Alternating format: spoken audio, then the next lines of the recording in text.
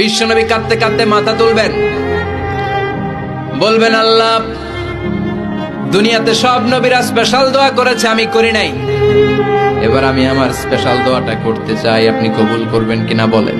আল্লাহ বলবেন, নবী কি আপনার দোয়া বলেন? বিশ্বনবী বলবেন, আমার একটা উম্মত যার অন্তরের মধ্যে যাররা পরিমাণ ঈমান আছে, একবার আপনারে আল্লাহ বলে ডেকেছে, একবার আমি বিশ্বনবীর উপর দুরূদ পড়েছে, একবার শাহাদাতের বাণী আমার যে গুনাহগার উম্মত দুনিয়ার বুকে থেকে ঘোষণা দিয়েছে, ওই একটা উম্মত যদি জান্নাতে ঢুকতে না পারে, আপনি আমারে জান্নাতে ঢুকাতে পারবেন না। আল্লাহ বলবেন, সাল তুতা, সাল সাল তুতা, ওয়াশফা তুশাফা, শাফাত করেন নবী করেন, যার জন্য দোয়া করবেন আমি কবুল করে নেব। দুনিয়াতে বিশ্বনবী কম কষ্ট সহ্য করে নাই। 3 বছর শিয়াবে আবি তালেবে জেল খেটেছে। কয় বছর? দুর্ভিক্ষের বছরগুলোতে বিশ্বনবীর পেটে দানা পানি ছিল না। কলিজার টুকরা হাসান হুসাইন কই মাছের মতো ছটফট করেছে, জামিনে ক্ষুধার জ্বালায় বেহুশ হয়েছিল।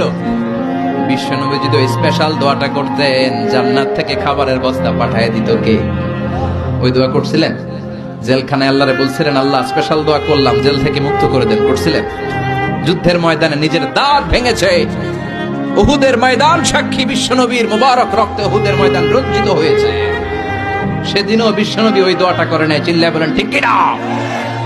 তায়েফের ময়দানে বিশ্বনবী কয়েকটা জায়গায়, 3 জায়গায় বেহুশ হলেন। বিশ্বনবীর মুবারক দেহ বেয়ে রক্ত ঝরলো। ওই কঠিন বিপদের দিনও বিশ্বনবী এই দোয়াটা করেছেন নাকি? কথা বলেন।